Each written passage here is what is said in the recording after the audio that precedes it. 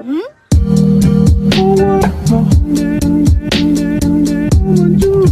good morning, hi everyone, or afternoon, wherever you are. Right now we're heading out to the garden center. It's actually my birthday today. Yay! So we're gonna go to the garden center nearby. We're up at the cottage. There's a really cute garden center where we are that is brand new. It's about a year old. We discovered it last year and we are obsessed with it. There's another little one that we see along our way. So we'll stop there as well and I'll take you along with me. But first, coffee. So here we go.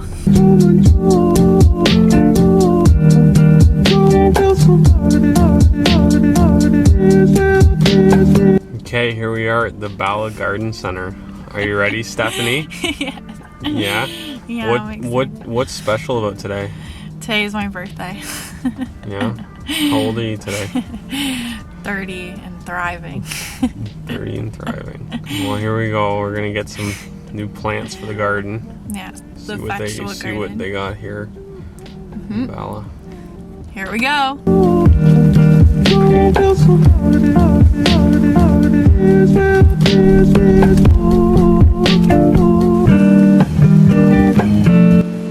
This is our cart. Oh my gosh, so much cute stuff. I love it.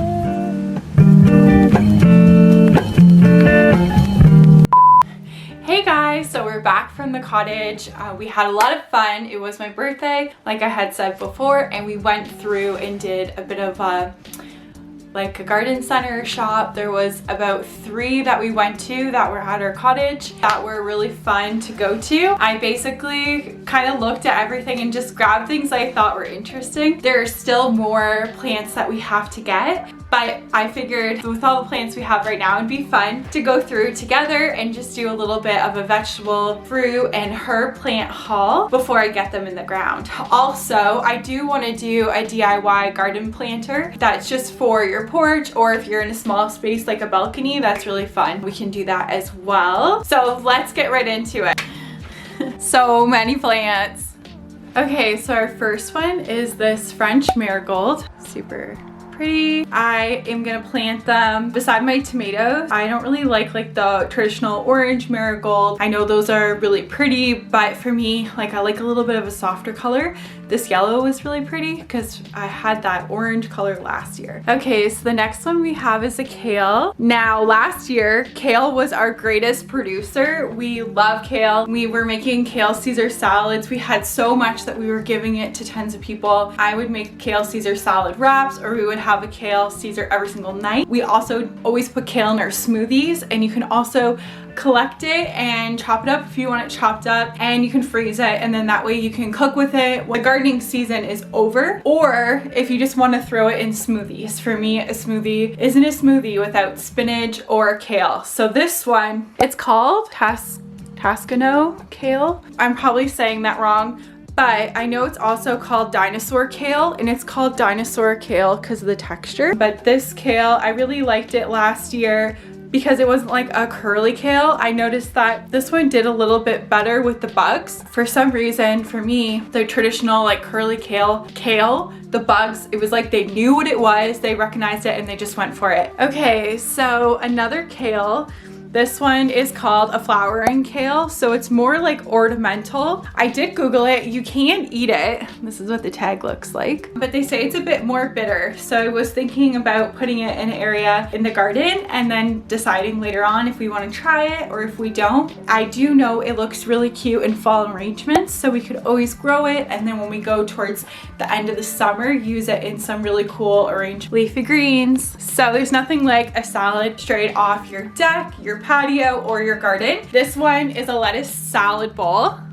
Looks like a traditional lettuce in the garden, and I'm also going to do some in the bins that we'll do after this haul. And I also do have lettuce right now growing as a volunteer in our garden, which is funny. We didn't plant it in that garden last year, but somehow the seed got there. And I think what happened was my deck DIY pots that we're gonna do, I took those from last year. After all the plants were gone, I had taken them out. I took the soil that was left behind and I put it in our garden. Guess that is how the seeds got there, but that is just a really cool thing. So yeah. Okay, so this one's cool. This is an eggplant, little fingers. It's really cute. So we did eggplant last year. The kind of eggplant we did was like a traditional kind of eggplant. This little finger one really intrigued me because when I cook with eggplant, I like to do like things like shish kebabs or even just having them on the barbecue. So I'll give this a try. Of course, I'll let you know how it is. Okay, so a bell pepper. We have tons of pepper seedlings right now that we have still in the trays, not yet in the ground, but we love peppers and we love tomatoes, so we always buy tons of extras. But this is Golden California Wonder bell pepper. It should get to yellow. Hopefully it does. Our season is a little bit shorter, so sometimes most of the peppers we get only make it to green. But here's hoping. I also could put them on the windowsill and they might ripen that way as well. Okay, so next we have nasturtiums. Nasturtiums are so pretty once they get going. I like to put it at the end of the flower bed, and then that way it kind of just trails down and it looks really pretty, and there's flowers. The flowers are also edible. In this case, it's multicolored.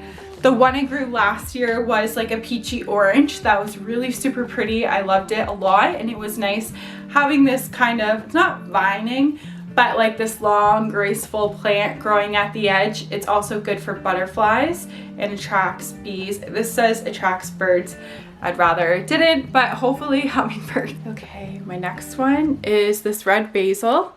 We cook with a lot of basil. This one has not been doing very well in transport, but I will try to keep it alive and get it into the garden and see how it makes out. Okay, we also have beets. This one also had a hard time transporting home from the cottage, but hopefully when it's in the ground, it will do well. This is just a container full of starter beets. Starter beets is always really funny to me because you can always just drop a seed and get beets in relatively quick amount of time. But what we did last year is we bought beets like this in a starter container. We planted them, and then we also did seeds as well. That way we had them coming up at different times. If you are new to gardening, it might be fun to try beets this way and also put in some seeds in between. When you pull these, the next ones will be almost ready to go. So that's always fun too. We have zucchini. This is just a normal zucchini. The nice thing about zucchini is you get so much from it. They say, or as the phrase goes, you teach a gardener how to garden and a whole neighborhood gets zucchini. And that's kind of really the way it goes. You get so many zucchini. We loved having so much zucchini last year. We cooked a lot with it. Look at, there's a little seed still attached. So cute. This is one that I know in my last video I said it wrong, so I'm gonna try to remember. Ciosa, it's this. Now, this is for the cut flower garden. Really pretty hot pink color. I also want to get it in like the bright yellow color because I think that would be really pretty in some cut flower arrangements. So that will be something that I'm on the lookout for. Okay, we have another marigold. This one's called Superhero Spry Marigold. Marigold's known for being a really good companion plant to tomatoes. So at the end of the tomato garden, there's gonna be a little spot where there'll be marigolds on either side. This color is really nice. I find it a bit unique than like their traditional orange color that you might see. We have zinnias. It is like a multicolor. I like to do started plants. I also like to do it by seed. So I will plant about 2 of these. I have 2 of these right now. I'm gonna mix it in cut flower as well as with the vegetables, so that way there's a bit of both. Nice to have it with your vegetables because it attracts pollinators, and then in the cut flower garden for cutting. Okay, I got 2 snapdragons. One's purple and one is like a peachy color. They've been having a bit of a hard time since being transported from the cottage, but they are doing well. They're very cute and I'm excited. The only thing about both of these is their dwarf size, so they're gonna go in with the vegetable garden as well, just mixed in, make it look really pretty and good for pollinators. Okay, so this is one of my favorites. This is a vanilla marigold. It's like such a pretty color.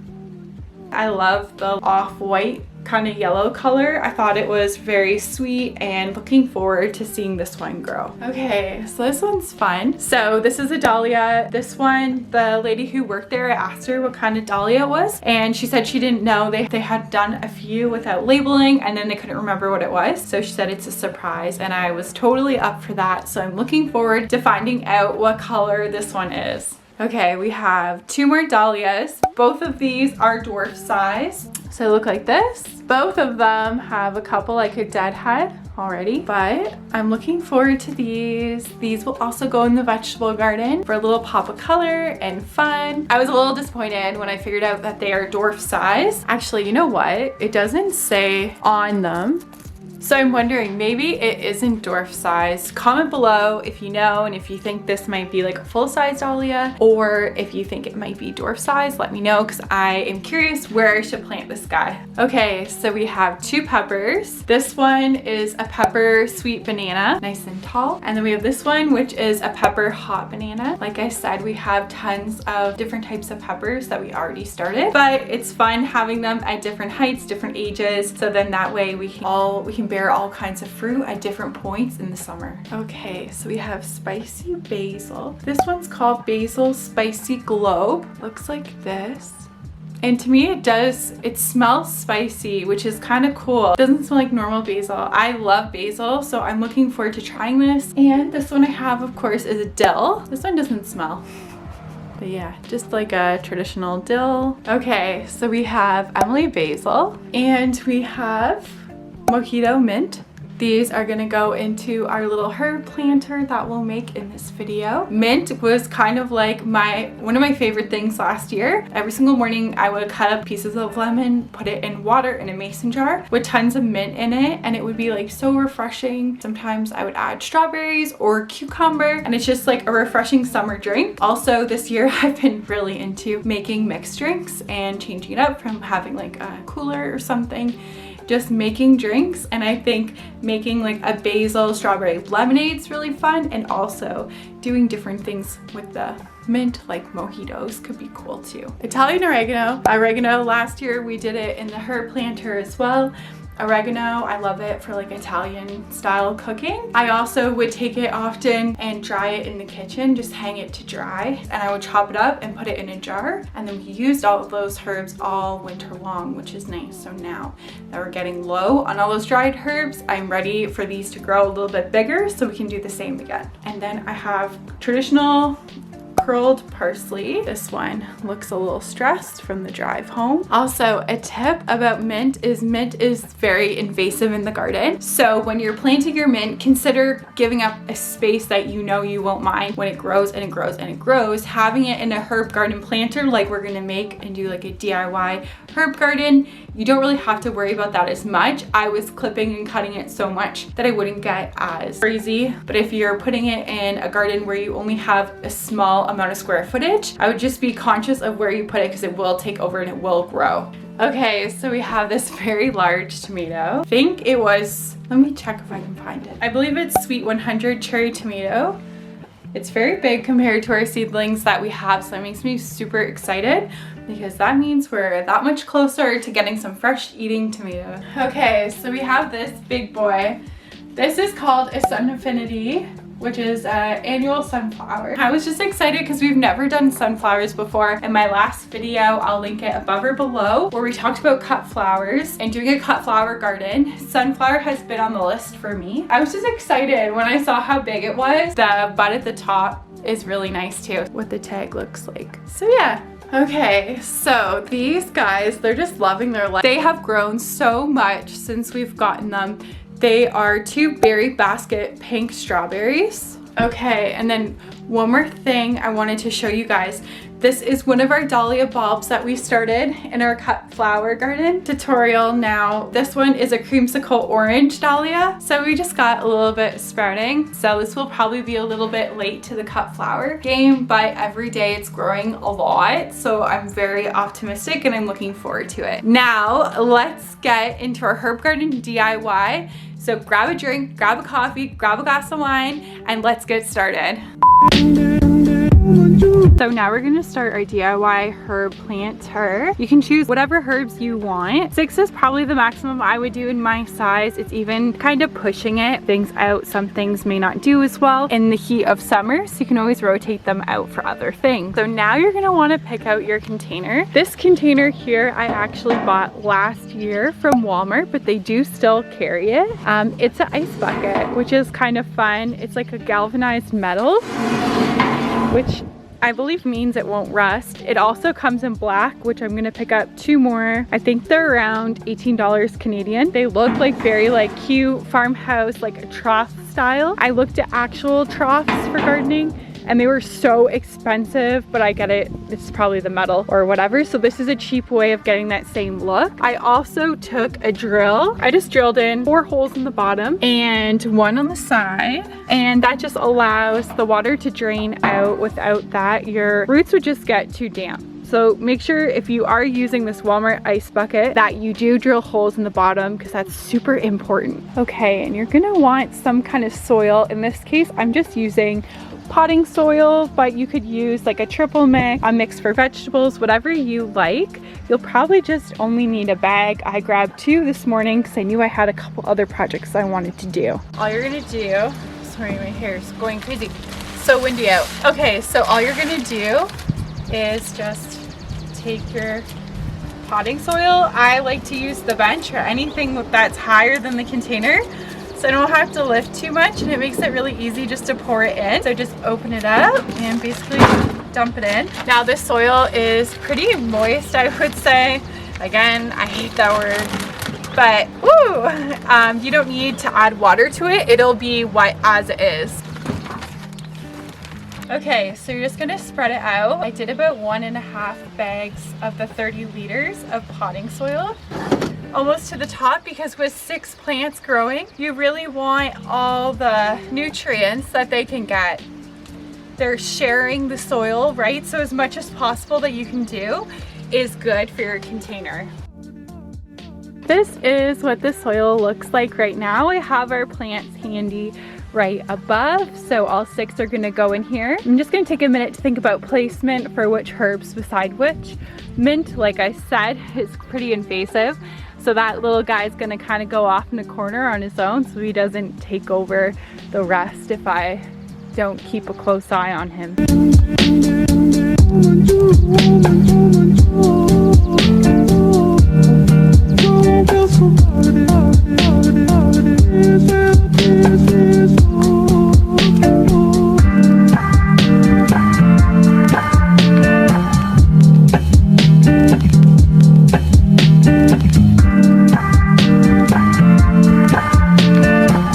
Okay, so here's the final product here. So you can see those garden markers are the ones that we made in last week's DIY video.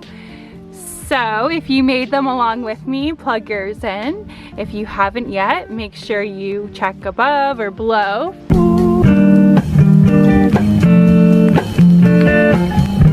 Okay guys, well thank you for hanging out with me today. If you like this video, please like and subscribe. It really helps my channel a lot. And if you're into this kind of thing, make sure that you are subscribed because there'll be tons of more garden and lifestyle content to come. We'll be doing We'll be doing a lot of fun DIYs and different kinds of things like that. So make sure you stay tuned. But I hope you have a wonderful week. And as always, thank you so much for watching. Bye!